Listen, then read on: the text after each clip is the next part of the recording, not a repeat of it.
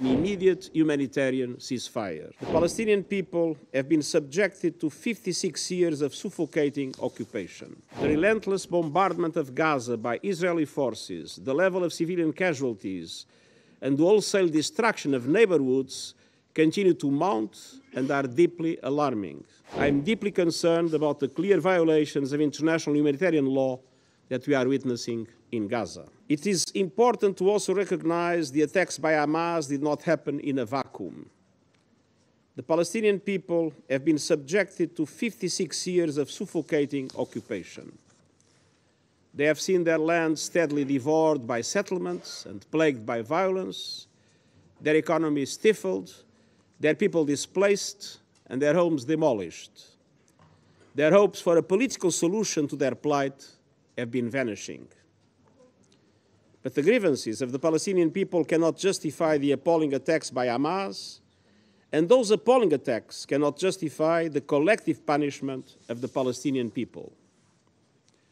Excellencies, even war has rules. We must demand that all parties uphold and respect their obligations under international humanitarian law, take constant care in the conduct of military operations to spare civilians, and respect and protect hospitals, and respect the inviolability of UN facilities, which today are sheltering more than 600,000 Palestinians.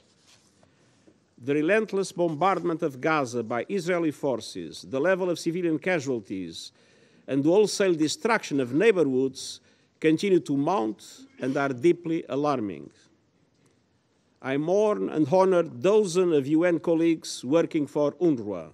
Sadly, at least 35 and counting, killed in the bombardment of Gaza over the last 2 weeks. I owe to their families my condemnation of these and many other similar killings. The protection of civilians is paramount in any armed conflict. Protecting civilians can never mean using them as human shields. Protecting civilians does not mean ordering more than 1 million people to evacuate to the south, where there is no shelter, no food, no water, no medicine, and no fuel, and then continuing to bomb the south itself. I am deeply concerned about the clear violations of international humanitarian law that we are witnessing in Gaza. Let me be clear, no party to an armed conflict is above international humanitarian law. Excellencies, thankfully some humanitarian relief is finally getting into Gaza, but it is a drop of aid in an ocean of need. In addition, our UN fuel supplies in Gaza will run out in a matter of days, and that would be another disaster. Without fuel, aid cannot be delivered, hospitals will not have power, and drinking water cannot be purified or even pumped.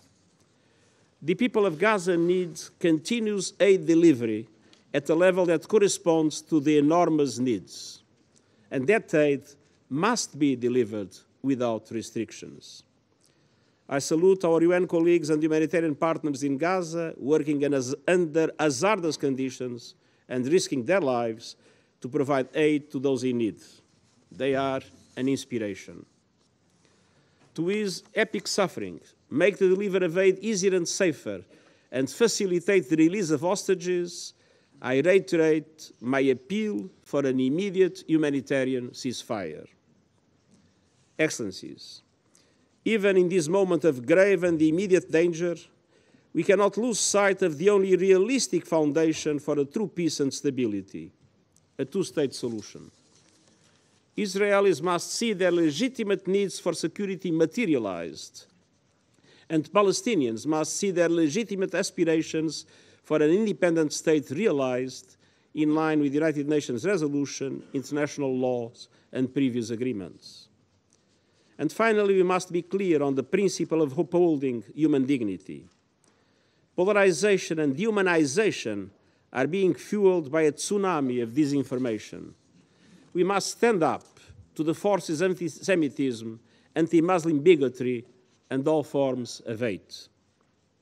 Mr. President, Excellencies, today is United Nations Day, marking 78 years since the UN Charter entered into force. That charter reflects our shared commitment to advance peace, sustainable development, and human rights. On this UN Day, at this critical hour, I appeal to all to pull back from the brink before the violence claims even more lives and spreads even further. From breaking news, detailed analysis, in-depth interviews, and explainers, follow the Times of India. Subscribe to our YouTube channel. Don't forget to like our videos and hit the bell icon to stay updated with the latest.